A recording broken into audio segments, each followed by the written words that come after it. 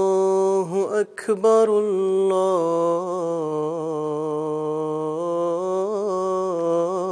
الله أكبر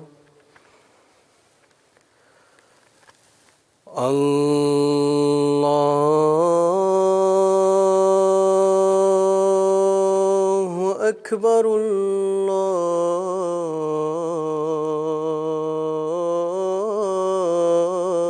الله أكبر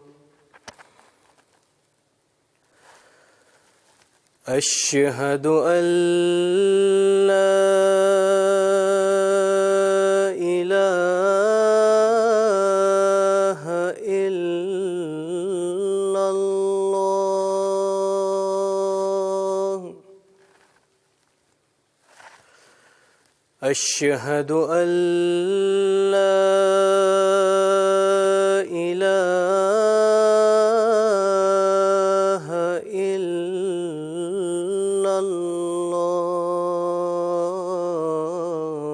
الله أشهد أن محمدًا رسول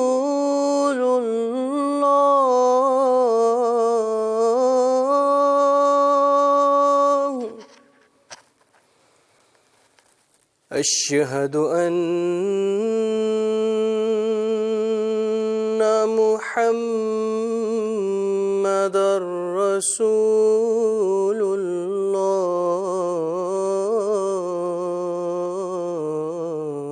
الله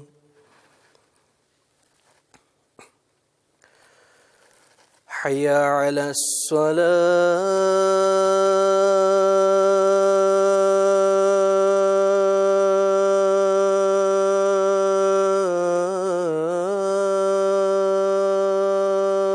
الصلاة حي على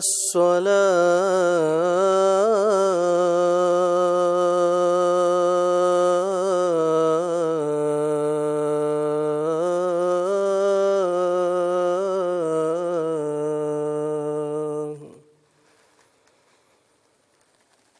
حي على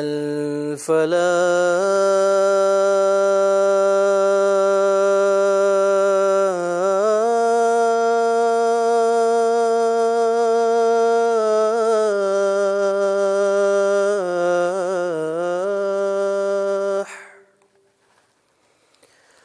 حي على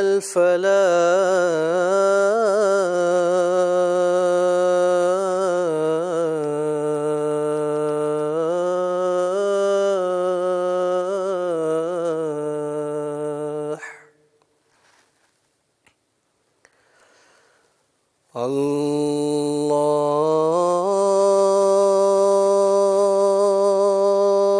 الله أكبر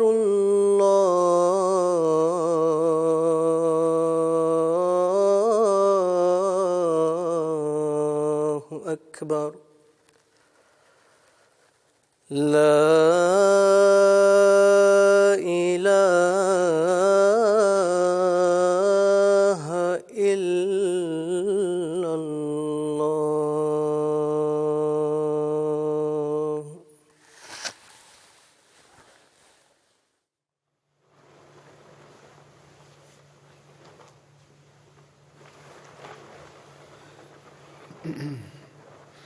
السلام عليكم ورحمة الله.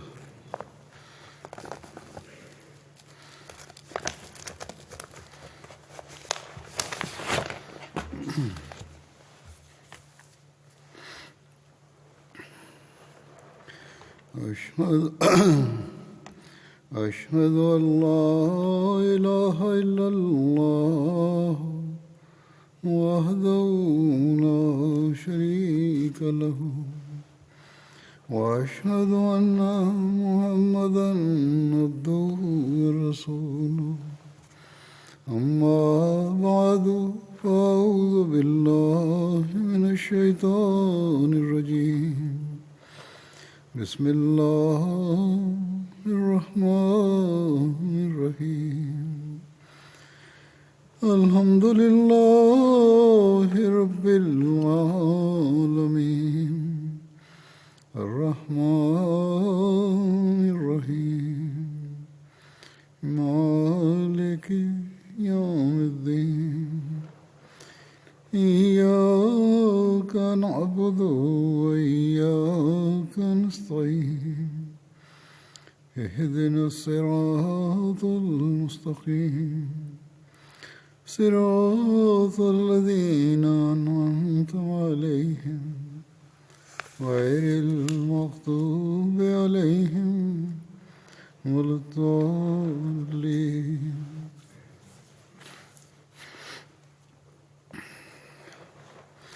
حضرت عثمان رضی اللہ عنہ کا ذکر چل رہا تھا. حضرت عثمان کا کیا مقام تھا, صحابہ ان کو کس طرح دیکھتے تھے, حضرت صلی اللہ علیہ وسلم کی زندگی میں بھی اور اس کے بعد بھی. اس بارے میں روایت ہے, نافع نے حضرت ابن عمر رضی اللہ عنہ سے روایت کی ہے. انہوں نے کہا کہ نبی صلی اللہ علیہ وسلم کے زمانے میں ہم لوگوں میں سے ایک دوسرے سے بہتر ایک کو دوسرے سے بہتر قرار دیا کرتے تھے اور سمجھتے تھے کہ حضرت ابوبکر سب سے بہتر ہیں, پھر حضرت عمر بن خطاب, پھر حضرت عثمان بن عفان رضی اللہ عنہ. بخاری کی روایت ہے. اور ایک دوسری روایت بخاری میں اس طرح ہے, نافع نے حضرت ابن عمر رضی اللہ عنہما سے روایت کی کہ انہوں نے کہا کہ ہم نبی صلی اللہ علیہ وسلم کے زمانے میں تھے, کسی کو بھی حضرت ابوبکر کے برابر نہیں سمجھا کرتے تھے, پھر حضرت عمر کے برابر, پھر حضرت عثمان کے برابر, پھر نبی صلی اللہ علیہ وسلم کے صحابہ کو چھوڑ دیتے تھے. ان میں سے کسی کو ایک دوسرے سے افضل نہیں سمجھتے تھے.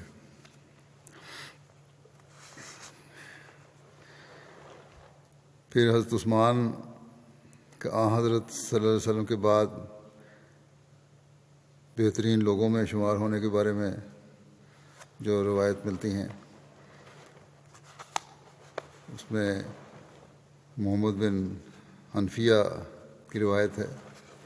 وہ بیان کرتے ہیں کہ میں نے اپنے والد حضرت علی سے پوچھا کہ رسول اللہ صلی اللہ علیہ وسلم کے بعد لوگوں میں سب سے بہتر کون ہے؟ انہوں نے کہا ابوبکر. میں نے پوچھا ان کے بعد کون؟ انہوں نے کہا پھر عمر. پھر میں نے ڈرتے ہوئے پوچھا کہ پھر کون؟ تو انہوں نے جواب دیا کہ حضرت عثمان. پھر میں نے کہا اے میرے باپ, ان کے بعد کیا آپ؟ تو آپ نے جواب دیا کہ میں تو مسلمانوں میں سے ایک عام آدمی ہوں.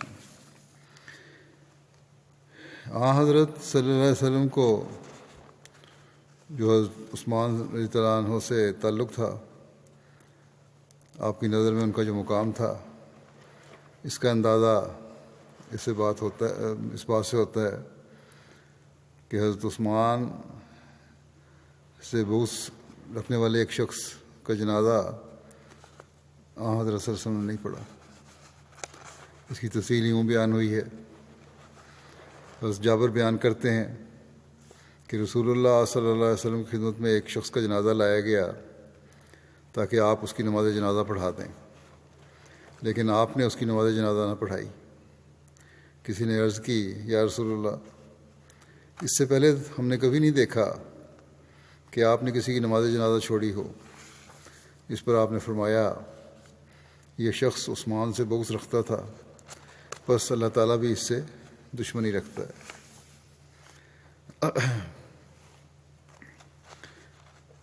پھر حضرت عثمان کے بارے میں, ان کے انصاف کے بارے میں روایت آتی ہے کہ کس طرح انہوں نے اپنے بھائی کا بھی قصور ثابت ہونے پر ان کو سزا دینے کا کہا. عبید اللہ بن عدی نے بیان کیا حضرت مسور بن مخرمہ اور عبد الرحمن بن اسود بن عبد یغوث دونوں نے مجھے کہا کہ تمہیں کیا بات روک ہے کہ حضرت عثمان سے ان کے بھائی ولید سے متعلق گفتگو کرو، کیونکہ لوگوں نے اس کے متعلق بہت کچھ چامگوئیاں کی ہیں بعض غلط باتوں کی وجہ سے۔ تو میں حضرت عثمان کے پاس گیا، وہ نماز کے لیے باہر آئے۔ میں نے کہا آپ سے مجھے ایک کام ہے اور وہ آپ کی خیر خواہی ہے۔ حضرت عثمان نے کہا بھلے آدمی، تم سے معمر نے کہا؟ میں سمجھتا ہوں انہوں نے کہا ہے، ان کا پیغام لے کے آیا تو۔ پھر کہا میں تم سے اللہ کی پناہ مانگتا ہوں۔ یہ سن کر وہ وہاں سے چل دیا اور ان لوگوں کے پاس واپس آیا، یہ شخص جو عثمان کے پاس گیا تھا۔ اتنے میں حضرت عثمان کا پیغامبر آیا اور میں ان کے پاس گیا۔ انہوں نے پوچھا تمہاری خیر خواہی کیا ہے؟ تم کہتے تھے میں آپ کی خیر خواہی چاہتا تھا۔ تو میں نے کہا اللہ سبحانہ نے محمد صلی اللہ علیہ وسلم کو سچائی کے ساتھ مبعوث فرمایا اور آپ پر کتاب نازل کی، اور آپ بھی انہی لوگوں میں سے ہیں جنہوں نے اللہ اور اس کے رسول صلی اللہ علیہ وسلم کی دعوت قبول کی، اور آپ نے 2 ہجرتیں کیں اور رسول اللہ صلی اللہ علیہ وسلم کا ساتھ دیا، اور آپ نے حضور کی روش دیکھی۔ اور پھر میں نے کہا کہ ولید جو ان کے بھائی تھے حضرت عثمان کے، اس کے متعلق لوگ بہت کچھ کہہ چکے ہیں۔ حضرت عثمان نے کہا کیا تم نے رسول اللہ صلی اللہ علیہ وسلم کو زمانہ پایا؟ مجھ سے پوچھا۔ میں نے کہا نہیں، لیکن آپ کے علم سے وہ باتیں مجھے پہنچی ہیں۔ زمانہ تو نہیں پایا، لیکن وہ باتیں مجھ تک پہنچی ہیں جو حضرت صلی اللہ علیہ وسلم کے زمانے کی تھیں، اور جو ایک کنواری عورت کو بھی اس کے پردے میں پہنچتی ہیں۔ حضرت عثمان نے فرمایا کہ اما بعد، اللہ نے یقیناً محمد صلی اللہ علیہ وسلم کو سچائی کے ساتھ بھیجا، اور میں ان لوگوں میں سے ہوں جنہوں نے اللہ اور اس کے رسول کی دعوت قبول کی، اور میں ان تمام باتوں پر ایمان لایا جن کے ساتھ آپ صلی اللہ علیہ وسلم مبعوث کیے گئے، اور میں نے 2 ہجرتیں بھی کیں جیسا کہ تم نے کہا، اور میں رسول اللہ صلی اللہ علیہ وسلم کے ساتھ رہا اور آپ کی بیعت کی، اور اللہ کی قسم میں نے آپ کی نافرمانی نہیں کی اور نہ آپ سے کوئی دغا کیا، یہاں تک کہ اللہ نے آپ کو وفات دی۔ پھر حضرت ابوبکر بھی میرے لیے ویسے ہی مطاع رہے، حضرت عمر بھی ویسے ہی مطاع رہے، ان کی میں نے اطاعت کی۔ پھر مجھے خلیفہ بنایا گیا، تو کیا میرا بھی وہی حق نہیں جو ان کا ہے، جو پہلے 2 خلفاء کا ہے؟ میں نے کہا کیوں نہیں؟ تو انہوں نے فرمایا پھر کیا باتیں ہیں جو تمہاری طرف سے مجھے پہنچتی رہتی ہیں، اور یہ جو ولید کے معاملے سے متعلق تم نے ذکر کیا ہے تو ہم انشاءاللہ اس کو واجبی سزا دیں گے، یعنی جو سزا اس جرم کے لیے ہے، جو جرم اس کے بارے میں کہا جا رہا ہے کہ اس نے کیا، تو اس کی سزا دیں گے۔ پھر اس کے بعد انہوں نے حضرت علی کو بلایا اور ان سے فرمایا کہ اس کو درے لگائیں، تو انہوں نے اس کو 80 درے لگائے۔ حضرت سید زین العابدین ولی اللہ شاہ صاحب اس کی شرح میں بیان کرتے ہیں، بخاری کی روایت ہے یہ، کہ ولید بن عقبہ کے خلاف تعزیر عائد کرنے کا جو ذکر ہے اس کا تعلق شراب پینے کے الزام سے ہے۔ شہادت سے ثابت ہونے پر کہ وہ زمانہ جاہلیت والی شراب ہی تھی، نہ کہ منقع یا کھجور کا شربت، حضرت عثمان نے قرابت کا لحاظ نہیں فرمایا، بلکہ قرابت کی وجہ سے اسے 2 گنا سزا دی، بجائے 40 کے 80 کوڑے لگوائے، اور یہ تعداد حضرت عمر کے تعامل سے بھی ثابت ہوتی ہے۔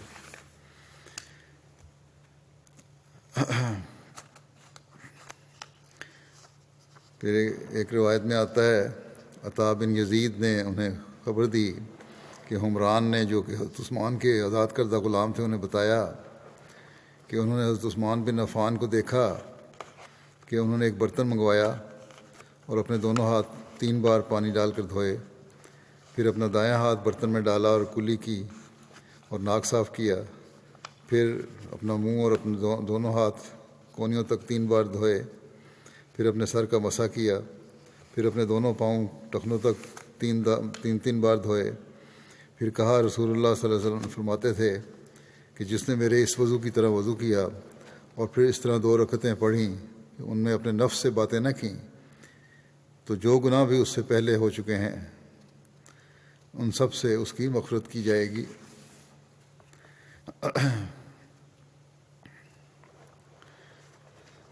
جمعہ کے دن دوسری اذان کا جو اضافہ ہوا ہے یہ حضرت عثمان کے زمانے میں ہوا ہے، یعنی پہلی اذان جو ہوتی تھی۔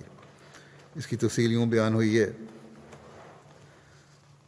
زہری نے صائب بن یزید سے روایت کی کہ جمعہ کے دن پہلی اذان نبی صلی اللہ علیہ وسلم اور حضرت ابوبکر اور حضرت عمر رضی اللہ عنہما کے زمانے میں اس وقت ہوا کرتی تھی جب امام ممبر پر بیٹھتا تھا۔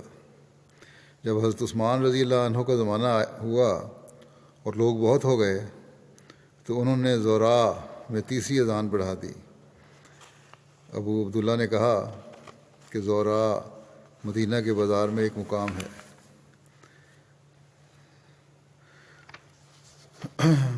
فقہ احمدیہ میں بھی اس کے متعلق لکھا ہوا ہے حدیث کے حوالے سے کہ حضرت صلی اللہ علیہ وسلم اور حضرت ابوبکر اور حضرت عمر رضی اللہ عنہما کے زمانے میں جمعے کے دن ممبر کے پاس جو یقیناً مسجد کے اندر رکھا ہوا تھا ایک ہی اذان دی جاتی تھی۔ بعد میں حضرت عثمان کے زمانے میں دوسری اذان کا رواج پڑا جو مسجد کے دروازے پر پڑے ہوئے ایک بڑے پتھر پر کھڑے ہو کر دی جاتی تھی، جس کا نام زورا تھا۔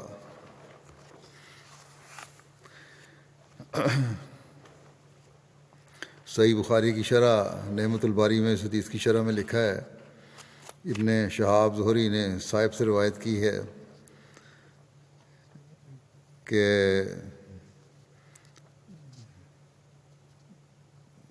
اس باب کی حدیث میں اس کو تیسری اذان جو کہا ہے وہ اقامت کے اعتبار سے ہے۔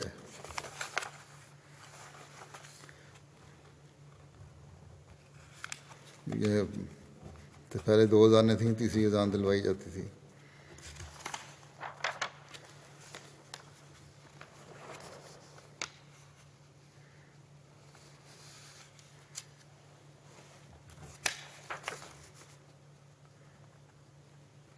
پہلی روایت جو میں نے پڑھی تھی اس میں لکھا تھا نا کہ لوگ بہت ہو گئے تو انہوں نے زورا میں تیسری اذان بڑھا دی۔ تیسری اذان سے مراد یہ ہے کہ پہلی اذان دوسری اذان یہ، اور تکبیر جو ہے اس کو بھی اذان کے نام سے کہا گیا ہے۔ اس طرح 3 دفعہ بلایا جاتا نماز کے لیے۔ عید کے روز جمعہ کی نماز سے رخصت کے بارے میں بھی روایت ملتی ہے۔ ابن اظہر کا آزاد کردہ غلام ابو عبید بیان کرتا ہے کہ اس نے حضرت عمر کی اقتداء میں ایک عید الاضحیٰ کے دن نماز عید ادا کی۔ آپ نے خطبہ سے قبل نماز پڑھائی، پھر آپ نے لوگوں سے خطاب فرمایا اور کہا، اے لوگو، یقیناً رسول اللہ صلی اللہ علیہ وسلم نے تمہیں ان 2 عیدوں میں سے روزہ رکھنے سے منع فرمایا ہے۔ ان میں سے ایک تو روزوں کے افطار ہونے کی خوشی میں عید کا دن ہے، اور دوسرا وہ دن ہے جو تم اپنی قربانیوں میں سے کھاتے ہو۔ ابو عبید کہتا ہے کہ پھر اس نے حضرت عثمان بن عفان کے زمانے میں آپ کے پیچھے ایک عید پڑھی۔ وہ جمعہ کا دن تھا۔ آپ نے خطبے سے قبل نماز پڑھائی، پھر آپ نے لوگوں سے خطاب فرمایا اور کہا، اے لوگو، یہ وہ دن ہے جس میں تمہارے لیے 2 عیدیں اکٹھی ہو گئی ہیں۔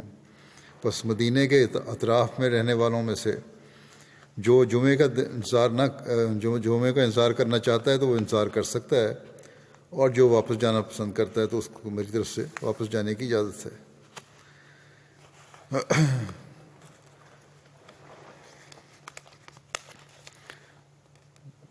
فقہ احمدیہ میں ایک چیز جو لکھی گئی ہے اس سے مجھے تو ابھی تک کوئی واضح اس کے ثبوت نہیں ملے۔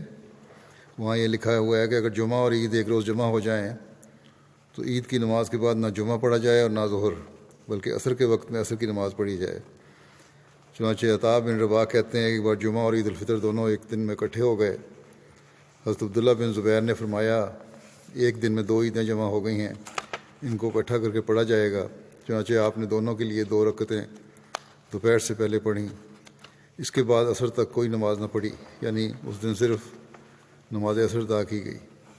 اس بارے میں ابھی مزید تحقیق کی ضرورت ہے. اس کے لیے مفتی رابع نے بھی یہ فرمایا تھا اور تحقیق کی تھی. پہلے ان کا خیال تھا کہ نہیں ضرورت، پھر کیونکہ کوئی اور ایسی روایات نہیں ملیں جو براہ راست آن صلی اللہ علیہ وسلم کے تعامل سے یا عمل سے ثابت ہوتی ہوں کہ جب کہ ظہر کی نماز بھی چھوڑی گئی ہو. یہی ایک روایت ہے جو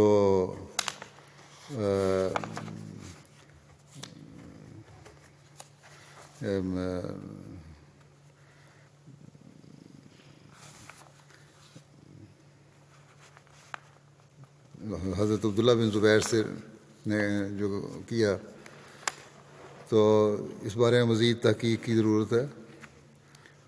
فقہ شاید دوبارہ ریوائز ہو رہا ہے. میرا خیال ہے اس کو بات کو مزید غور سے دیکھنے کی ضرورت ہے کہ کہاں تک یہ صحیح ہے کہ ظہر کی نماز بھی نہ پڑھی جائے.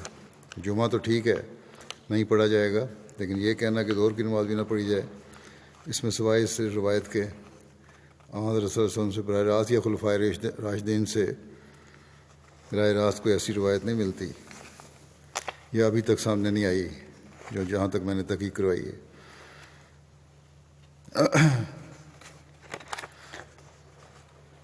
جمعہ کے دن غسل کے بارے میں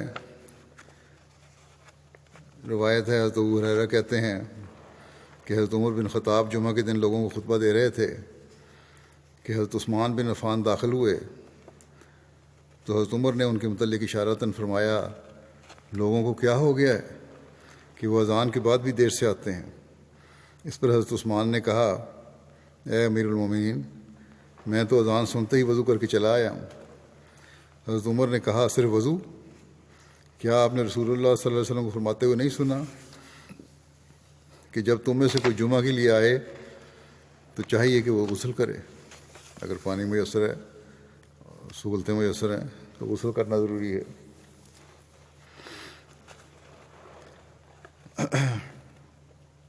سلسلہ احادیث میں دوسرے صحابہ کی نسبت حضرت عثمان سے مرفوع احادیث بہت کم مروی ہیں. آپ کی کل روایتوں کی تعداد 146 ہے، جن میں 3 متفق علیہ ہیں، یعنی بخاری اور مسلم دونوں میں موجود ہیں، اور 8 صرف بخاری میں اور 5 صرف مسلم میں ہیں. اس طرح صحیحین میں آپ کی کل 16 حدیثیں ہیں. ان کی روایات کی قلت کی وجہ یہ ہے کہ وہ روایات حدیث میں یعنی حضرت عثمان روایات حدیث میں حد درجہ محتاط تھے. فرماتے تھے کہ حضرت صلی اللہ علیہ وسلم سے بیان کرنے میں یہ چیز مانع ہوتی ہے کہ شاید وہ دیگر صحابہ کے صحابہ کے مقابلے میں میرا حافظہ زیادہ قوی نہ ہو. کہتے ہیں یہ روک ہوتی ہے کوئی بات میں بیان کروں کہ یہ نہ ہو کہ دوسرے صحابہ کے مقابلے میں میرا حافظہ جو اتنا مضبوط نہ ہو اور ان کی بات صحیح ہو، اس لیے میں بڑا محتاط ہوں روایات بیان کرنے میں. لیکن فرمایا کہ میں گواہی دیتا ہوں کہ میں نے رسول اللہ صلی اللہ علیہ وسلم کو یہ کہتے سنا ہے کہ جو شخص میری طرف وہ منسوب کرے گا جو میں نے نہیں کہا ہے، وہ اپنا ٹھکانہ جہنم بنا لے گا. اسی لیے وہ حدیث کی روایت میں سخت احتیاط کرتے تھے. حضرت عثمان. عبد الرحمن بن حاتب کا بیان ہے کہ میں نے کسی صحابی کو حضرت عثمان سے زیادہ پوری بات کرنے والا نہیں دیکھا، لیکن وہ حدیث بیان کرتے ڈرتے تھے. عمران بن ابان کہتے ہیں کہ ایک مرتبہ حضرت عثمان بن عفان نے وضو کے لیے پانی منگوایا، کلی کی اور ناک میں پانی ڈالا اور 3 مرتبہ چہرہ دھویا اور بازوؤں کو 3 مرتبہ دھویا اور سر پر اور دونوں بازوؤں کے اوپر والے حصے پر مسح فرمایا. پھر آپ ہنس پڑے. پھر اپنے ساتھیوں سے کہا، کیا تم مجھ سے ہنسنے کی وجہ نہیں پوچھو گے؟ انہوں نے کہا، اے امیر المومنین، آپ کیوں ہنسے تھے؟ فرمایا، میں نے رسول اللہ صلی اللہ علیہ وسلم کو دیکھا کہ آپ نے اسی جگہ کے قریب پانی منگوایا، پھر آپ نے اسی طرح وضو کیا جیسا کہ میں نے وضو کیا ہے، پھر آپ ہنس دیے. پھر آپ نے صحابہ سے فرمایا، حضرت صلی اللہ علیہ وسلم نے صحابہ سے فرمایا، کیا تم مجھ سے نہیں پوچھو گے کہ میں کس وجہ سے ہنسا ہوں؟ انہوں نے عرض کیا یا رسول اللہ آپ کس وجہ سے ہنسے ہیں؟ آپ نے فرمایا انسان جب وضو کا پانی منگوائے اور اپنا چہرہ دھوئے تو اللہ اس کے تمام گناہ معاف فرما دیتا ہے جو چہرے سے ہوتے ہیں، پھر جب وہ اپنے بازو دھوتا ہے تب بھی وہ ایسا ہی ہوتا ہے، پھر جب وہ اپنے سر کا مسح کرتا ہے تب بھی ایسا ہی ہوتا ہے، اور جب وہ اپنے پاؤں پاک کرتا ہے تب بھی ایسا ہی ہوتا ہے۔ یہ روایت اصل میں تو پہلی وضو والی روایت کے ساتھ ہی بیان ہونی چاہیے تھی، بہرحال اب بیان ہو گئی۔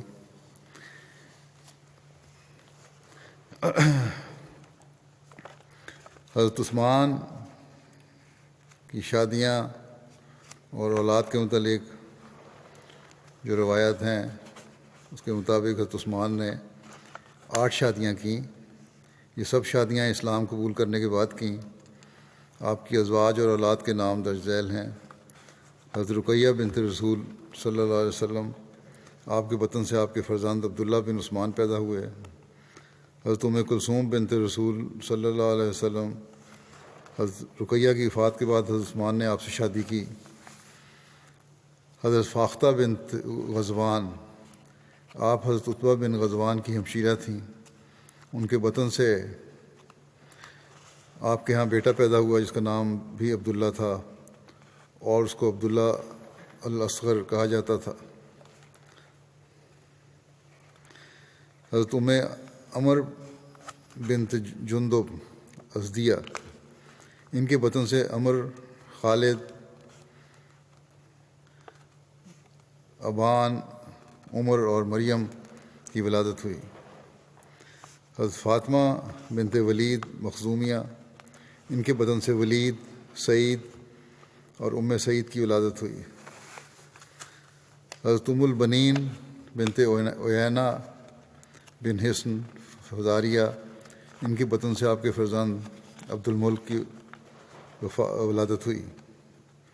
حضرت رملہ بنت شیبہ بن ربیہ، ان کے بطن سے عائشہ، ام ابان اور ام عمر کی ولادت ہوئی۔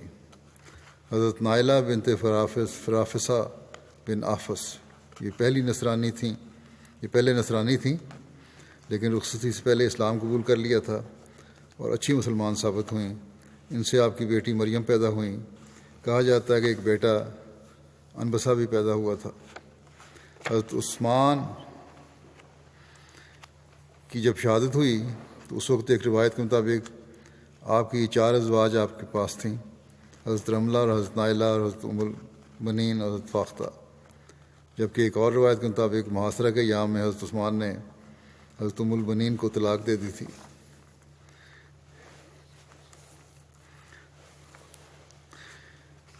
حضرت خلیفۃ المسیح اول سورہ نور کی تفسیر کرتے ہوئے بیان فرماتے ہیں، اللہ تعالیٰ فرماتا ہے کہ ایک نور معرفت کا ہوتا ہے جس سے بھلے برے کی تمیز ہوتی ہے۔ وہ نور ان گھروں میں ہوتا ہے جن گھروں میں صبح شام اللہ تعالیٰ کا ذکر ہوتا ہے۔ وہاں جو لوگ رہتے ہیں وہ تاجر ہیں، ان کے گھر چھوٹے ہیں، مگر کسی دن اللہ ان کے گھروں کو بڑا بنا دے گا۔ چنانچہ اس قرآن شریف کا جمع کرنے والا حضرت ابوبکر صدیق ہے، پھر حضرت عمر، پھر حضرت عثمان اس کے شائع کرنے والے ہیں، پھر حضرت علی جن سے سچے روحانی علوم دنیا میں پہنچے۔ حضرت خلیفہ اول کہتے ہیں کہ میں نے بھی خود بلا واسطہ حضرت علی سے قرآن کے بعض معارف سیکھے ہیں۔ اللہ تعالیٰ نے، پھر حضرت خلیفہ اول فرماتے ہیں کہ اللہ تعالیٰ نے ان رکوعوں میں یہ بھی بتا دیا ہے کہ انصار میں خلافت نہ ہوگی، بلکہ مہاجرین میں پھر یہ بتایا کہ ان کا مقابلہ مسلمان بھی کریں گے اور کفار بھی۔ چنانچہ حضرت ابوبکر کی مخالفت اسی طرح ہوئی، بعض لوگ خلافت کے قائل نہ تھے۔ اللہ تعالیٰ نے دونوں کی مثال دی کہ ایک وہ جو کلر کے بخارات کو پانی سمجھے، دوسرے وہ جو شریعت کے سمندر میں بھی ہو کر مقابلہ کریں گے۔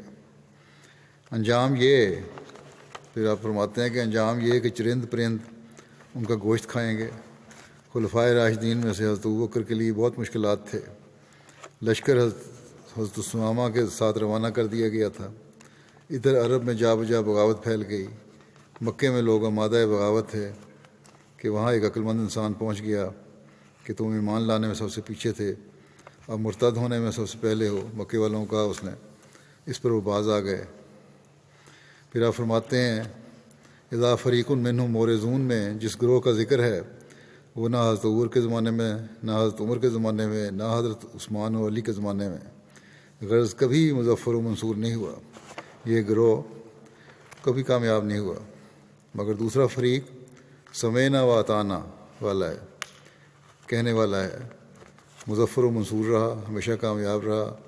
چنانچہ قرآن مجید نے فرمایا ہے اولئک هم المفلحون۔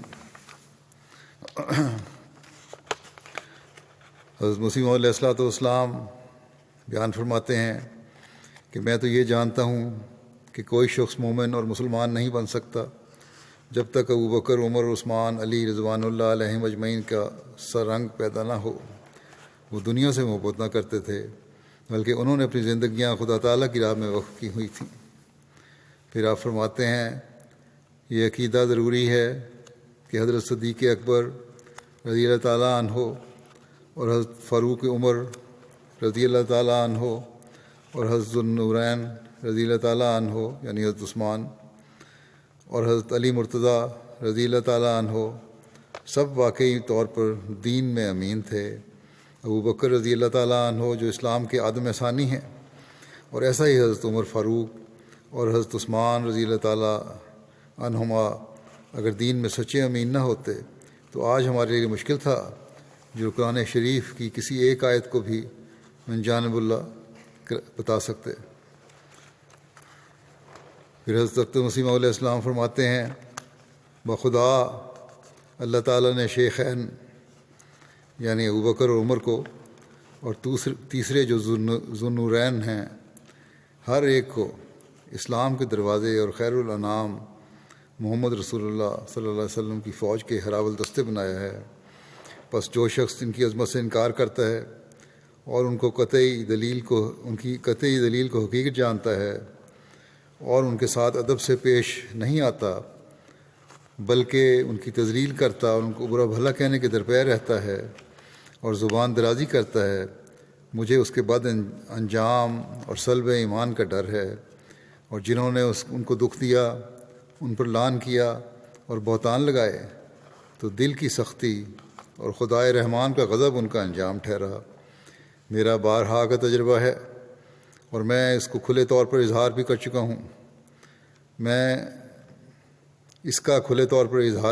ہوں، کہ ان سادات سے بغض و کینہ رکھنا برکات ظاہر کرنے والے اللہ سے سب سے زیادہ قطع تعلقی کا باعث ہے، اور جس نے بھی ان سے دشمنی کی تو ایسے شخص پر رحمت اور شفقت کی سب راہیں بند کر دی جاتی ہیں اور اس کے لیے علم و عرفان کے دروازے وا نہیں کیے جاتے، اور اللہ تعالیٰ انہیں دنیا کی لذات و شہوات میں چھوڑ دیتا ہے اور نفسانی خواہشات کے گڑھوں میں گرا دیتا ہے اور اسے اپنے آستانے سے دور رہنے والا اور محروم کر دیتا ہے۔ پھر حضرت اقدس مسیح موعود علیہ السلام فرماتے ہیں حضرت صلی اللہ علیہ وسلم کے بعد جو کچھ اسلام کا بنا ہے وہ اصحاب ثلاثہ سے ہی بنا ہے، یعنی حضرت ابوبکر، عمر اور عثمان۔ پھر فرمایا حضرت مسیح موعود علیہ السلام پھر اہل تشیع کا ذکر کرتے ہوئے فرماتے ہیں کہ ہم تمہاری گالیوں کا شکوہ کیا کریں، کیونکہ تم تمام صحابہ کو گالیاں دیتے ہو مگر قدر قلیل، اور نیز تم حضرت صلی اللہ علیہ وسلم کی بیویوں امہات المومنین کو لعنت سے یاد کرتے ہو اور گمان کرتے ہو کہ خدا کی کتاب میں کچھ زیادہ اور کم کیا گیا ہے، اور کہتے ہو کہ وہ بیاض عثمان ہے اور خدا کی طرف سے نہیں ہے۔ تم نے اسلام کو ایسا سمجھ لیا جیسا کہ ایک بیابان جس کی زمین خشک اور زراعت سے خالی ہے، یعنی خدا تعالیٰ کے مقربوں سے خالی ہے۔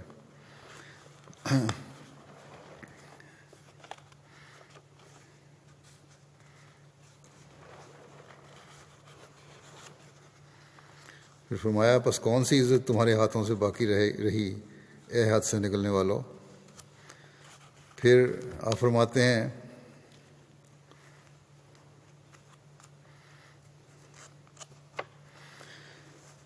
مجھے میرے رب کی طرف سے خلافت کے بارے میں ازروئے تحقیق تعلیم دی گئی ہے، اور محققین کی طرح میں نے اس حقیقت کی تہہ تک پہنچ گیا، اور میرے رب نے مجھ پر یہ ظاہر کیا کہ صدیق اور فاروق اور عثمان رضی اللہ عنہم نیکوکار و مومن تھے اور ان لوگوں میں سے تھے جنہیں اللہ نے چن لیا اور جو خدائے رحمان کی عنایات سے خاص کیے گئے، اور اکثر صاحبان معرفت نے ان کے محاسن کی شہادت دی۔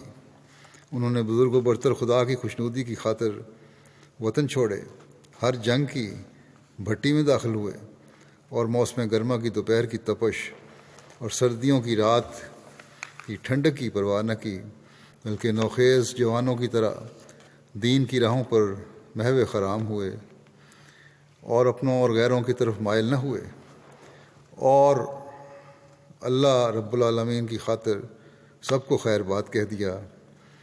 ان کے اعمال میں خوشبو اور ان کے افعال میں مہک ہے، اور یہ سب کچھ ان کے مراتب کے باغات اور ان کی نیکیوں کے گلستانوں کی طرف رہنمائی کرتا ہے، اور ان کی باد نسیم اپنے معطر جھونکوں سے ان کے اسرار کا پتہ دیتی ہے، اور ان کے انوار اپنی پوری تابانیوں سے ہم پر ظاہر ہوتے ہیں۔ بس تم ان کے مقام کی چمک دمک کا، ان کی خوشبو کی مہک سے پتہ لگاؤ، اور جلد بازی کرتے ہوئے بدگمانیوں کی پیروی مت کرو، اور بعض روایات پر تکیہ نہ کرو، کیونکہ ان میں بہت زہر اور بڑا غلف ہے اور وہ قابل اعتبار نہیں ہوتی۔ ان میں سے بہت ساری روایات تہو بالا کرنے والی، آندھی اور بارش کا دھوکہ دینے والی بجلی کے مشابہ ہیں۔ بس اللہ سے ڈرو اور ان روایات کی پیروی کرنے والوں میں سے نہ بن۔ اس کے ساتھ ہی حضرت عثمان رضی اللہ عنہ کا ذکر ختم ہوتا ہے۔ اب اس عمر کا انشاءاللہ آئندہ شروع ہوگا۔ آج بھی میں ایک تو یہ ہے کہ ایک الاسلام نے قرآن سرچ کی نئی ویب سائٹ کا پہلا ورژن تیار کیا ہے، holyquran.io۔ یہ ویب سائٹ الاسلام سے علیحدہ دیکھی جا سکتی ہے۔ کسی بھی صورت، آیت، لفظ یا مضمون کو عربی، انگریزی یا اردو میں ایک جدید سرچ انجن کے ذریعے تلاش کیا جا سکتا ہے، اور سرچ نتائج کو احمدی اور غیر احمدی تراجم کے ساتھ بھی دیکھا جا سکتا ہے۔ ہر آیت کے ساتھ اس کی تفسیر، مضامین اور متعلقہ آیات دیکھی جا سکتی ہیں۔ مزید مواد پر بھی کام جاری ہے، اور انشاءاللہ اگلا حصہ اس کا جلسہ سالانہ UK 2021 تک تیار کیا جائے گا انشاءاللہ۔ اس کے علاوہ الاسلام ویب سائٹ پر قرآن پڑھنے، سننے اور سرچ کی ویب سائٹ readquran.app کا بھی نیا دیدہ ذیل ورژن تیار کر لیا گیا ہے، جس میں انگریزی تفاسیر کے ساتھ تفسیر صغیر کے نوٹس، انگریزی لفظ بلفظ ترجمہ، مضامین کا انڈیکس اور بہت سے مفید اضافے جو روزمرہ کی تلاوت سے قرآن میں مفید ہوں گے شامل کیے گئے ہیں۔ اللہ تعالیٰ سے دعا ہے کہ یہ پروجیکٹ قرآن کریم کی خوبصورت تعلیم کو دنیا میں پھیلانے کا باعث بنے، اور احباب جماعت بھی ان سے بھرپور فائدہ حاصل کرنے والے ہوں۔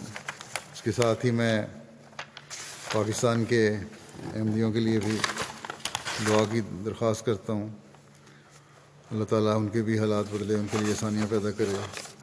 اسی طرح الجزائر کے احمدیوں کے لیے بھی اللہ تعالیٰ ان کو بھی اس بات قدم عطا کرے اور ان کے حالات میں تبدیلی پیدا کرے۔ اب میں بعض جنازوں، وفات یافتگان کا ذکر کروں گا، جن کے جنازے بھی پڑھاؤں گا۔ اب جو بہت ساری درخواستیں آتی ہیں، تو مشکل ہے کہ ہر ایک کا ذکر کیا جائے یہاں اور پڑھایا جائے جنازہ۔ بہرحال کچھ کا میں ذکر کر رہا ہوں، باقی میں نے اپنے ان میں شامل کر لیے ہیں، ان کو بغیر نام لیے ہی شامل ہیں وہ۔ اللہ تعالیٰ ان سب کے سے مغفرت و رحم کو سلوک فرمائے۔ بہرحال جن کا ذکر کرنا ہے وہ میں اب پڑھ دیتا ہوں۔ ان میں مکرم محمد صادق صاحب درگا رام پوری صاحب ہیں۔ محمد صادق صاحب درگا رام پوری، یہ ڈھاکہ بنگلہ دیش کے ہیں۔ 14 نومبر 2020 کو 75 سال کی عمر میں وفات پا گئے. انا للہ و انا الیہ راجعون. مرحوم نے دیگر عہدوں کے علاوہ لمبا عرصہ تک نیشنل سیکرٹری وقف نو کے طور پر خدمت کی توفیق پائی. واقفین نو اور والدین کے ساتھ کلاسز کے اہتمام کے لیے دور دراز کی جماعتوں کو باقاعدہ دورہ کیا کرتے تھے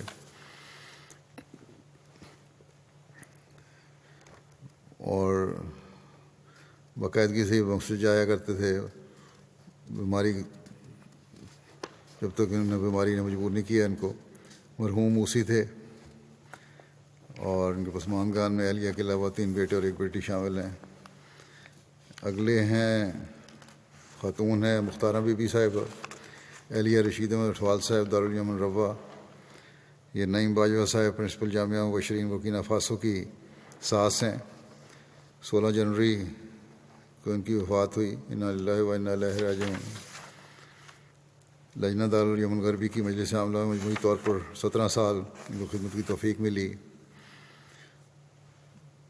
مختلف ممالک میں ان کو مالی قربانیوں کی توفیق ملی اور لاکھوں میں اللہ تعالیٰ نے ان کو مالی قربانی کرنے کی توفیق عطا فرمائی. وفات سے چند گھنٹے پہلے بھی انہوں نے ان کی آنکھ کھلی تو انہوں نے کہا کہ میری چوڑیاں کہاں ہیں، اور فوراً اپنے بیٹے کو کہا کہ چوڑیاں بیچ کے تو صدر صاحب کو دے کے آؤ، جو تقریباً 3.5 لاکھ روپے کی تھیں، کہ وہ MTA کے لیے انتظام کر دیں، ڈش لگوا دیں.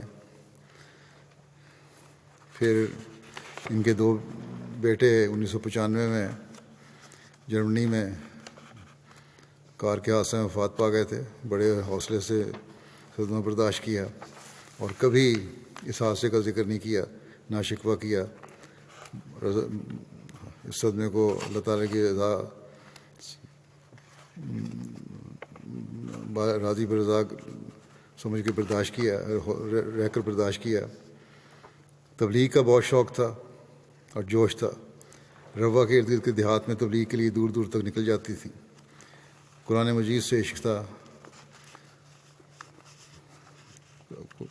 خود قرآن کریم کی تلاوت کرنے باقاعدگی سے کرنے کے علاوہ محلے کے بچوں کو قرآن مجید اور یسرن قرآن پڑھایا.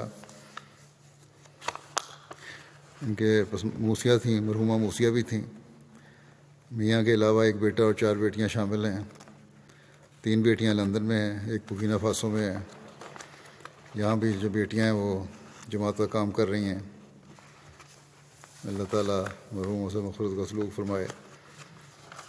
اگلا جنازہ ہے منظور احمد شاہ صاحب، جو 17 جنوری کو 82 سال کی عمر میں وفات پا گئے.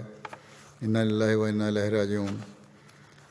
خاندان میں احمدیت آپ کے والد حضرت میاں عبدالکریم صاحب صحابی حضرت مسیح علیہ السلام کے ذریعے سے 1903 میں آئی تھی، جب حضرت مسیح علیہ السلام کرم دین کے مقدمے کے سلسلے میں جہلم تشریف لے گئے تھے. شاد صاحب 1956 میں کراچی منتقل ہوئے.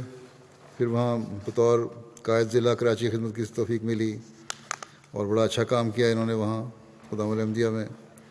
پھر صدر جماعت ڈریگ روڈ کالونی اور نائب امیر کراچی کے طور پر خدمت کی توفیق ملی.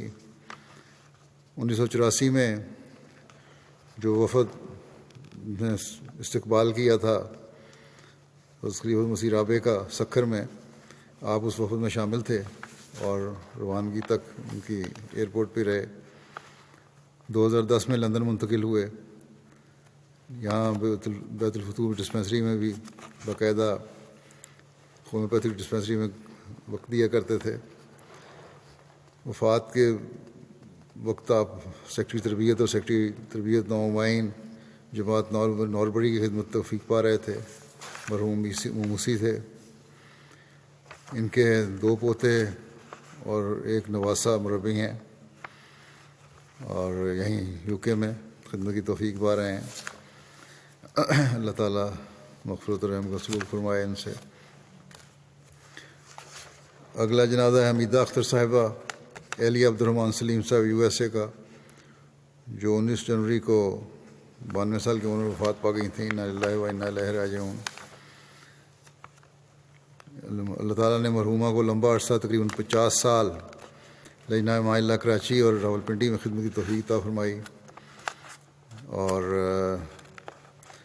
جنرل سیکرٹری کے طور پر بھی، لجنہ صدر کے طور پر بھی نگران قیادت کے طور پر بھی خلافت کی عاشق تھیں. بچوں کو بھی خلافت اخلاص کے ساتھ وابستہ رہنے کی تلقین کیا کرتی تھیں. تمام عمر نمازوں کی پابند اور تہجد گزار رہیں. قرآن کو پڑھنے اور پڑھانے کا خاص اہتمام کرتی تھیں اور اپنے بچوں کو بھی قرآن کریم پڑھایا. ان کو عمرہ کی سعادت بھی ملی. مرحومہ موسیہ تھیں. اس پسماندگان میں 5 بیٹے اور 2 بیٹیاں ہیں. آج آپ کی اولاد میں سے بھی کئی خادم دین ہیں اور جماعت کے مختلف حیثیت سے خدمت کی توفیق پا رہے ہیں. ڈاکٹر عبدالسلام صاحب ہیں, ڈاکٹر خلیق ملک صاحب ہیں, اچھی خدمت کر رہے ہیں. اللہ تعالیٰ مرحوموں سے مغفرت اور رحم کا سلوک فرمائے. اگلا جنازہ ہے مکرم ناصر پیچر لطسین صاحب, جرمن احمدی ہیں, جو 20 جنوری کو وفات پا گئے تھے. انا للہ و انا الیہ راجعون. ان کی بیٹی بیان کرتی ہیں کہ 1983 کے ایک روز میرے والدین ہنوور شہر کے مرکزی بازار سے گزر رہے تھے کہ ان کی نظر ایک سٹال پر پڑی جو محض ایک میز پر مشتمل تھا اور جس پر چند تعارفی کتب پڑی تھیں, اور اس کے پیچھے ایک دو غیر ملکی نوجوان کھڑے تھے. ان سے آپ کا تعارف ہوا تو پتہ چلا کہ یہ اسلام کی نمائندہ جماعت احمدیہ کا تبلیغی اسٹال ہے. چنانچہ ان نوجوانوں سے سوالات بھی کیے, لٹریچر بھی ساتھ لے لیا. لٹریچر پڑھنے کے بعد انہوں نے دوبارہ ان لوگوں سے رابطہ کر کے ملاقات کی. ان تینوں نے احمدیوں نے انہیں اپنے ہاں کھانے پہ بلایا. رمضان کا مہینہ تھا تو کہتی ہیں کہ افطاری پر میرے والدین ان کے گھر گئے. ان لوگوں نے فرش پر پرانے اخبار بچھا کر کھانا لگایا ہوا تھا. کوئی جگہ نہیں تھی بیٹھنے کی. نیچے زمین پر بیٹھ کے قالین پہ ساتھ اخبار بچھایا گیا, اس پہ کھانا لگایا ہوا تھا. کھانا بڑا پسند آیا میرے والدین کو, اور لیکن اس سے زیادہ ان لوگوں کی سادگی اور مہمان نوازی ان کو محسوس ہوئی. اس کا مزہ زیادہ آیا. پھر کہتے ہیں کھانے کے بعد بھی گفتگو ہوئی. پھر گھر آنا جانا شروع ہوا اور چند مہینوں تک مطالعہ اور تحقیق کرنے کے بعد 1984 میں کہتی ہیں میرے والدین بیعت کر کے جماعت احمدیہ مسلمہ میں شامل ہو گئے. یہ موقع عید کا تھا اور کہتے ہیں مقامی دوستوں کے ہمراہ محترم ناصر صاحب ہیمبرگ گئے اور بیعت کرنے کی سعادت پائی. ایک جلسے سالانہ پر ان کو تقریر کرنے کا بھی موقع ملا. کہتی ہیں کہ میری والدہ کی مذہب سے خاص دلچسپی تھی اور سچے مذہب کی تلاش کے شوق نے ان کو احمدیت کی طرف مائل کیا, اور پھر ان کا زندہ خدا سے زندہ تعلق بھی قائم ہوا اور دعاؤں کی قبولیت کا نشان کئی مرتبہ دیکھا. اور اللہ تعالیٰ بھی کیسے نشان ان کو دکھاتا ہے. کہتی ہیں کہ میری والدہ ایک آنکھ سے معذور تھیں. 1986 میں جلسہ سالانہ UK میں شامل ہوئیں تو اچانک ان کی بینائی کسی حد تک لوٹ آئی. پہلے تو آنکھ بالکل بند تھی مگر پھر اسی آنکھ سے تھوڑا تھوڑا نظر آنا شروع ہو گیا. اب کہتی ہے کہ جس کی ایک آنکھ بالکل ختم ہو جائے اس کے لیے یہ بات معجزے سے کم نہیں, اور یہ معجزہ 11 سال بینائی سے محروم رہنے کے بعد ہوا, جس کا وہ کہتی ہیں خالص دعا کی وجہ سے اور جلسے میں آ کے دعائیں کرنے کی وجہ سے یہ برکت ملی مجھے. پھر لندن میں ایک جرمن احمدی ختیجہ صاحبہ کے گھر ٹھہرا کرتی تھیں. کہتی ہیں کہ ایک روز میرے والدین کے گھر سے سیر کی غرض سے باہر نکلے تو کچھ دور چلے گئے. واپس آنے کے لیے راستہ بھول گئے. اندھیرا بڑھنے کے ساتھ ساتھ پریشانی بڑھ رہی تھی ان کو. ایک ایسی سڑک پر کھڑے تھے جہاں ٹریفک بہت زیادہ تھی اور کچھ پتہ نہ تھا کہ یہاں کہاں کھڑے ہیں. جب اندھیرا مزید گہرا ہو گیا اور راستہ بھی گم گیا تو کہتی میری والدہ نے کہا آؤ دعا کرتے ہیں. ابھی دعا سے فارغ ہوئے ہی تھے کہ دیکھا کہ محترمہ ختیجہ صاحبہ کے داماد اپنی گاڑی کے ساتھ ان کے سامنے کھڑے کہہ رہے تھے کہ آئیں گاڑی میں بیٹھیں, میں آپ کو گھر لے جاؤں. قبولیت دعا کے اس نظارے نے ان کے ایمان کو مزید تازگی اور تقویت بخشی. لائق منیر صاحب ربی جرمنی لکھتے ہیں کہ لطسین صاحب کا سارا خاندان احمدی تھا. اس وقت ہم کہا کرتے تھے کہ یہ واحد جرمن احمدی فیملی ہے. آپ بہت اخلاص رکھنے والے, کم گو اور شریف النفس تھے. مالی قربانی میں بھی لطسین صاحب پیش رہتے تھے. تبلیغی پروگراموں میں لیکچر دیتے تھے۔ ان کے سامنے جب حضرت مسیح علیہ السلام کا نام لیا جاتا تو ان کی آنکھوں میں نمی آ جاتی۔ ایک تبلیغی میٹنگ میں مرحوم نے اسلام کی تعلیمات اس قدر خوبصورت انداز میں پیش کیں کہ ایک 70 سالہ جرمن میرے پاس آئے اور کہنے لگے کہ مجھے اسلام کے بارے میں جیسی معلومات آج ملی ہیں آج سے پہلے کبھی نہیں ملی۔ اللہ تعالیٰ ان سے مغفرت اور رحم کا سلوک فرمائے اور ان کی اولادوں کو بھی احمدیت پر قائم رکھے۔ اگلا جنازہ ہے مکرمہ رضیہ تنویر صاحبہ کینیڈا کا، جو خلیل احمد تنویر صاحب مربی سلسلہ وائس پرنسپل جامعہ ربا کی اہلیہ تھیں۔ 27 جنوری کو 58 سال کی عمر میں وفات پا گئیں کینیڈا میں۔ کینسر کی بیماری تھی انہیں۔ مرحومہ کی بچپن سے ہی دینی کاموں میں بہت شوق تھا جو وفات تک قائم رہا۔ 22 سال دفتر لجنہ معلّہ پاکستان اور دفتر ماہنامہ مصباح میں مختلف شعبوں میں بطور محرر اور اکاؤنٹنٹ خدمت کا موقع ملا ان کو، اور بیماری تک یہ سلسلہ خدمت کا جاری رہا۔ حضرت چھوٹی آپا صاحبہ کے ساتھ ان کو کافی کام کی توفیق ملی اور بہت کچھ سیکھنے کو ملا اور ان کی دعائیں لینے کی توفیق ملی ان کو۔ اللہ تعالیٰ ان سے مغفرت اور رحم کا سلوک فرمائے۔ اگلا جنازہ ہے میاں منظور احمد غالب صاحب کا، ابن میاں شیر محمد صاحب آف دودہ ضلع سرگودا کا۔ 7 فروری کو وفات پا گئے۔ انا للہ و انا الیہ راجعون۔ ان کے بڑے بھائی کو 1955 میں احمدیت قبول کرنے کی توفیق ملی تھی۔ پھر بڑے بھائی کے ساتھ یہ روا جاتے رہے اور وہاں انہوں نے بھی بیعت کر لی۔ ان کے بیٹے بشیر احمد صاحب بیلجیم کہتے ہیں کہ آپ خلافت کے فدائی عاشق تھے اور خلافت کی اطاعت میں کوئی توجیہ نہیں کرتے تھے بلکہ من و عن عمل کرنا سمجھتے تھے، اور میں ذاتی طور پر بھی ان کا واقف تھا۔ یہ یقیناً بہت اخلاص و وفا سے جماعت کی خدمت کرنے والے بھی اور خلافت کی اطاعت کرنے والے تھے۔ دین کو دنیا پر مقدم رکھنے والے، خادم دین، مہمان نواز، انتہائی درویش طبع، غریب پرور، مل نثار، نہایت شفیق اور ہر دل عزیز شخصیت کے مالک تھے۔ خدا اللہ کے فضل سے ان کو خدام الانبیاء ضلع میں بھی، پھر انصار اللہ ضلع، پھر جماعت میں ضلع کی سطح پر سیکٹری مال اور سیکٹری وقفی، سیکٹری طریقے کی خدمت کی توفیق ملی سرگودا میں، اور بڑے آسن رنگ میں انہوں نے اپنی خدمات سر انجام دیں۔ ان کے ایک پوتے مربی سلسلہ ہیں یہاں سفیر احمد، آج کل دفتر پی ایس میں کام کر رہے ہیں۔ اللہ تعالیٰ مرحوم سے مغفرت و رحم کا سلوک فرمائے۔ اگلا جنازہ ہے محترمہ بشرا حمید انور ادنی صاحبہ، اہلیہ حمید انور صاحب ادن یمن کا، جو ایم ٹی اے میں ہمارے کارکن ہیں، والنٹیئر۔ مکرم محمد انور صاحب ان کی والدہ تھیں، اور منیر احمد عہدے صاحب director production M T A کی ساس تھیں۔ 14 فروری کو ان کی وفات ہوئی 69 سال کی عمر میں۔ انا للہ و انا الیہ راجعون۔ آپ حضرت مسیح علیہ السلام کے صحابہ حضرت حاجی محمد دین صاحب تحالوی اور حضرت حسین بی بی صاحبہ کی پوتی تھیں۔ ایم ٹی اے میں بھی ان کو کام کرنے کی توفیق ملی۔ نکاح مال عرب پروگرام کے تمام ڈیٹا کو ٹرانسفر کرنے کے سسٹم میں باقاعدگی سے لمبا عرصہ کام کرتی رہیں، اور ساتھ العربیہ میں بھی خدمات انجام دیتی رہیں۔ ہر قسم کی جماعتی خدمات بجا لانے میں خوشی محسوس کرتی تھیں۔ بڑی صابرہ شاکرہ خاتون تھیں۔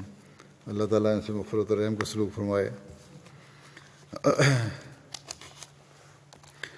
اگلا جنازہ ہے محترمہ نور الصبا ظفر صاحبہ، اہلیہ محمد افضل ظفر صاحب، مربی سلسلہ ایلڈوریٹ کینیا کا، جو 25 مارچ کو ان کی وفات ہوئی 62 سال کی عمر میں۔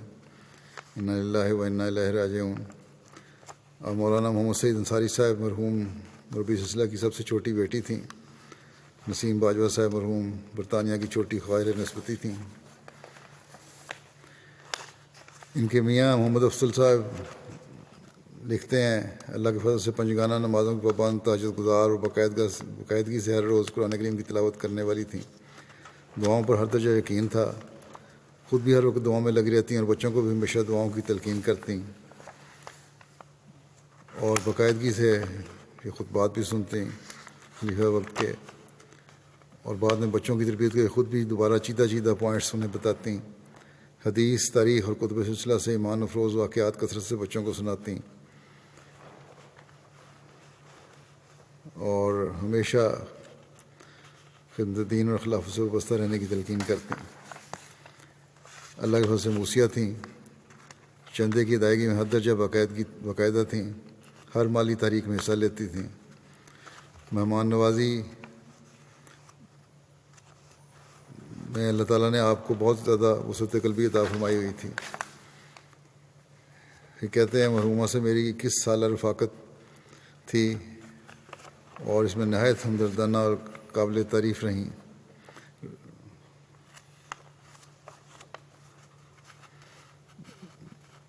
یہ رفاقت ہمیں بڑی قابل تعریف رہی ہے۔ ان کے ظفر صاحب کی پہلی اہلیہ ایک حادثے میں فجی میں جب یہ مبلغ تھے وہاں شہید ہو گئی تھیں، اور 2 بچوں سمیت، 3 بیٹیوں اور 1 بیٹے سمیت، بلکہ 4 بچوں سمیت۔ یہ ان کی دوسری شادی تھی ظفر صاحب کی ان سے، اور جو پہلی بیوی سے 2 بیٹیاں تھیں ان کو بھی انہوں نے ماں بال کے پیار دیا، جس کا خود بچیوں نے اظہار کیا کہ ہمیں کبھی احساس نہیں ہونے دیا کہ ہماری ماں نہیں ہے۔ ان کی ہمیشہ اچھی تربیت بھی کی اور پڑھایا لکھایا بھی، اور بلکہ نہ صرف یہ کہ بچیوں سے اچھا سلوک کیا، ظفر صاحب کہتے ہیں میرے سابقہ سسرال سے بھی اتنا سلوک کیا کہ وہ بھی آپ کے حسن اخلاق کے گرویدہ ہو گئے۔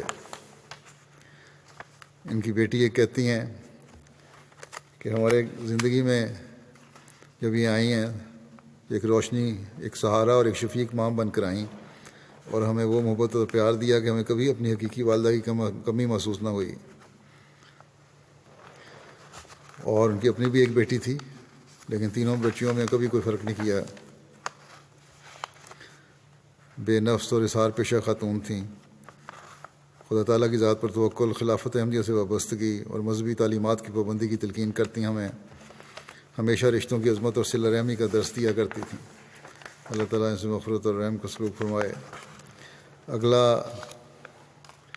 جنازہ ہے سلطان علی ریحان صاحب، والد جو ہیں محمد احمد نعیم صاحب، ربی سلسلہ مرکزی عربی ڈیسک UK کا، جو 26 مارچ کو 83 سال کی عمر میں وفات پا گئے۔ انا للہ و انا الیہ راجعون۔ محمد احمد صاحب لکھتے ہیں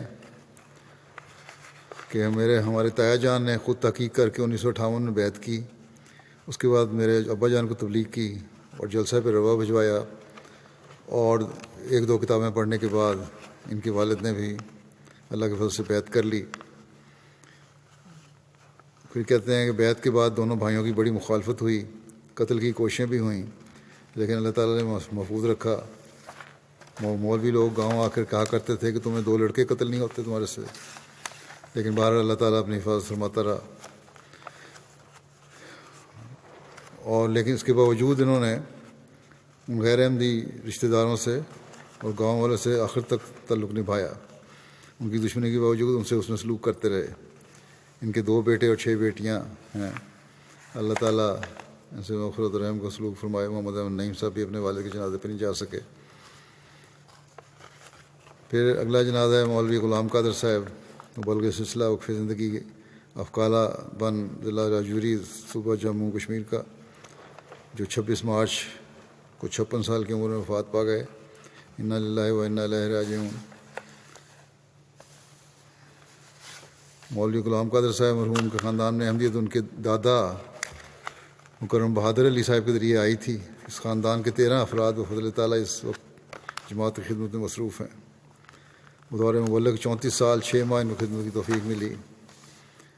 مرحوم کا جہاں بھی تقرر ہوا بڑی خندہ پیشانی کے ساتھ اور پوری محنت اور لگن سے تعلیم و تربیت کی ذمہ داری آخر وقت نبھاتے رہے۔ تبلیغ کا اچھا ملکہ رکھتے تھے میدان تبلیغ میں درپیش پریشانیوں اور مخالفتوں کا ڈٹ کر مقابلہ کرنے والے تھے۔ نہایت صابر، شاکر، قناعت، شعار اور نڈر مبلغ تھے۔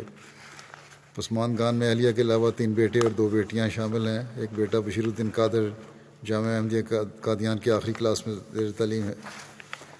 اللہ تعالیٰ مغفرت و رحم کا سلوک فرمائے ان سے۔ اگلا جنازہ ہے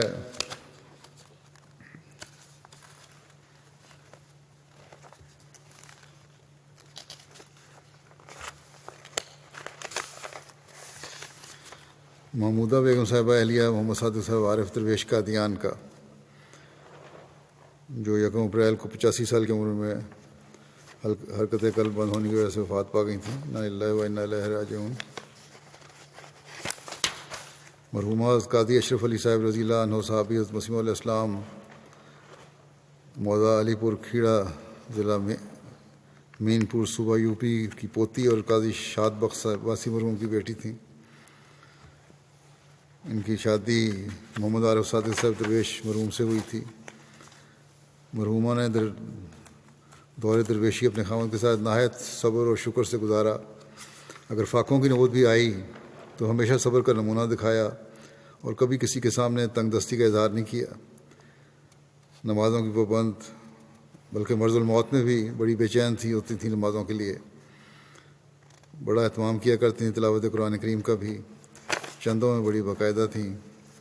خلافت سے انتہائی تعلق رکھنے والی، بچوں کو بھی اس حوالے سے تلقین کیا کرتی تھیں۔ مرحومہ موسیہ تھیں۔ پسماندگان میں 3 بیٹے اور 2 بیٹیاں شامل ہیں۔ اللہ تعالیٰ مغفرت اور رحم کا سلوک فرمائے۔ اگلا جنازہ ہے خالد سعد اللہ المصری صاحب اردن کا، جو گزشتہ دنوں 60 سال کی عمر میں وفات پا گئے۔ انا للہ و انا الیہ راجعون۔ یہ اپنے خاندان میں پہلے احمدی تھے، بہت مخلص، نمازوں کے پابند، چندوں میں باقاعدہ اور نظام جماعت کی پابندی کرنے والے تھے۔ نہایت خوش خلق، مہمان نواز اور ملنسار تھے۔ بہت ٹھنڈی طبیعت والے اور بہت کم گو تھے۔ ان کے لیے خلیفہ وقت کی بات قول فصل کا حکم رکھتی تھی۔ MTA خصوصاً خطبہ جمعہ باقاعدگی سے دیکھتے تھے۔ اللہ تعالیٰ اسے مغفرت اور رحم کا سلوک فرمائے۔ اگلا جنازہ ہے مکرم محمد منیر صاحب دارالفضل روا کا، جو 1 اپریل کو 73 سال کی عمر میں وفات پا گئے۔ انا للہ و انا الیہ راجعون۔ 1972 میں انہوں نے حضرت خلیفۃ مسیح ثالث رحمہ اللہ تعالیٰ کے ہاتھ پر بیعت کی تھی۔ آپ کا باقی خاندان احمدی نہیں تھا، اس وجہ سے انہوں نے بارہا آپ پر ٹارچر بھی کیا کہ آپ احمدیت چھوڑ دیں۔ بلکہ 2003 میں آپ کو یہ بھی آفر کی گئی کہ اگر آپ احمدیت چھوڑ دیں تو ہم آپ کو اتنا دیں گے کہ آپ کے بچوں کو بھی کمانا نہیں پڑے گا، لیکن یہ احمدیت پر قائم رہے۔ ان کی بیٹی قمر منیر صاحبہ یہاں ہمارے وقف زندگی کارکن اسلام آباد کے ہیں، ان کی اہلیہ ہیں، اور ایک بیٹا طاہر وکاس ہے، وہ بھی وقف زندگی ہے۔ اللہ تعالیٰ مرحوم سے مغفرت و رحم کا سلوک فرمائے۔ بڑے نیک اور مخلص وجود تھے۔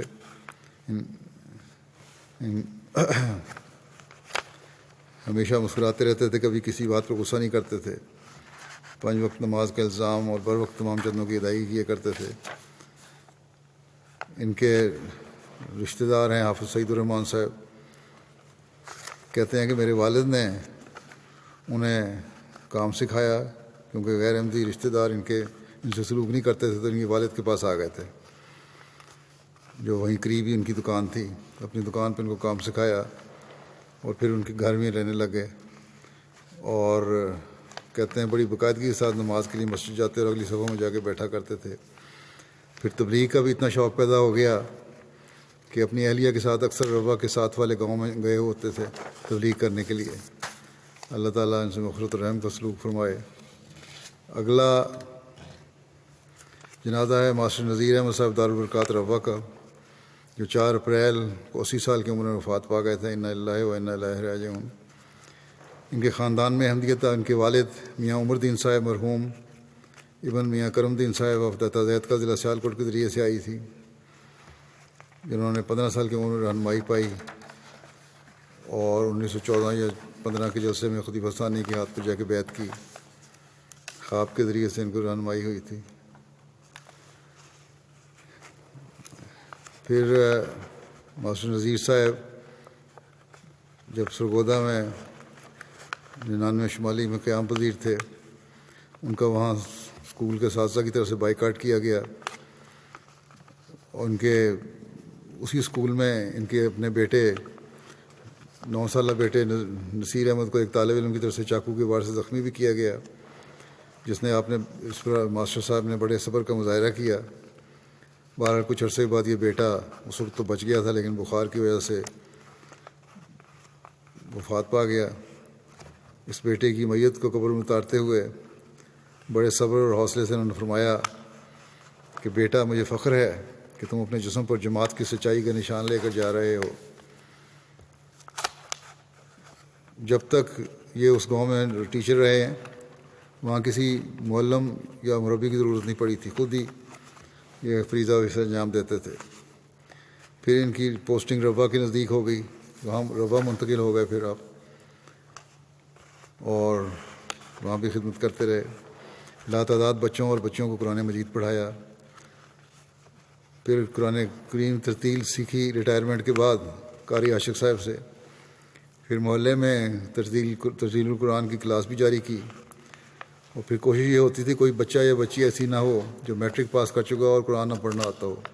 اگر کوئی ایسا ہوتا تو اس کے گھر پہنچ کر اس سے قرآن پڑھاتے. بڑی چھوٹی عمر سے ہی تہجد گزار تھے، اور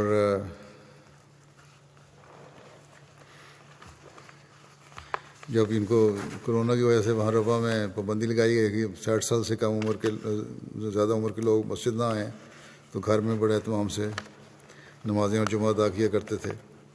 ایک خواب کی بنا پہ ان کو یقین تھا کہ میں 80 سال کی عمر میں میری وفات ہوگی، اور وہی ہوا.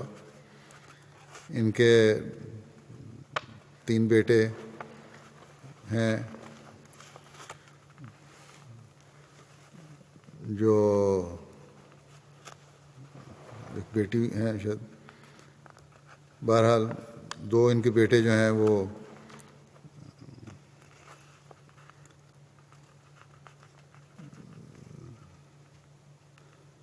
بلکہ 3 بیٹے ان وقف زندگی ہیں. ایک تو عزیز صاحب ہیں ہمارے یہاں اسلام آباد میں ہی خدمت کر رہے ہیں. دوسرے نسیم احمد صاحب مربی سلسلہ ہیں ربا میں. اور تیسرے سعید احمد عدیل صاحب، یہ بھی نائجر میں مربی سلسلہ ہیں. یہ بھی تدفین پہ نہیں پہنچ سکے. اللہ تعالیٰ مرحوم سے مغفرت اور رحم کا سلوک فرمائے، اور ان سب لوگوں کے لوائقین کو صبر اور حوصلہ عطا فرمائے، اور ان کی نیکیاں جاری رکھنے کی توفیق عطا فرمائے.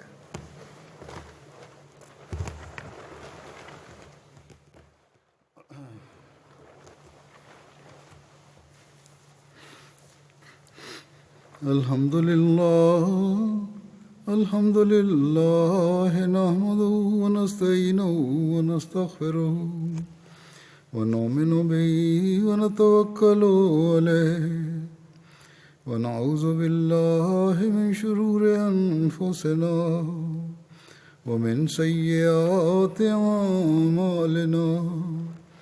من يهده الله فلا مضل له ومن يضلل فلا هادي له. ونشهد أن لا إله إلا الله ونشهد أن محمدا عبده ورسوله.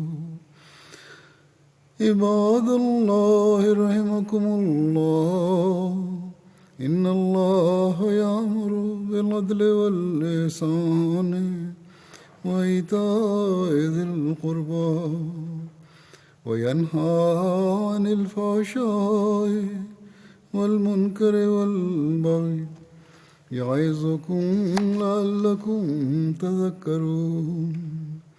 اذكروا الله يذكركم وادعوه يستجب لكم ولذكر الله أكبر.